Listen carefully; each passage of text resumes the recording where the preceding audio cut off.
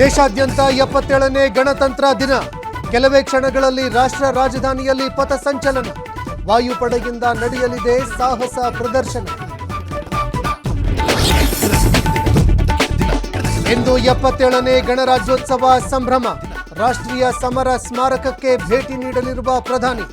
ಬೆಳಗ್ಗೆ 10:30ಕ್ಕೆ ಧ್ವಜಾರೋಹಣ ನೆರವೇರಿಸಲಿರುವ ಮೋದಿ. ಗಣತಂತ್ರ ದಿನಕ್ಕೆ ಮಾಣಿಕ್ ಶಾ ಪರೇಡ್ ಗ್ರೌಂಡ್ ಸಜ್ಜು. 2,000ಕ್ಕೂ ಹೆಚ್ಚು ಪೊಲೀಸರಿಂದ ಬಂದೋಬಸ್ತ್. ಕಾರ್ಯಕ್ರಮ ನಿಮಿತ್ತ ಸಂಚಾರ ವ್ಯವಸ್ಥೆಯಲ್ಲಿ ಬದಲಾವಣೆ.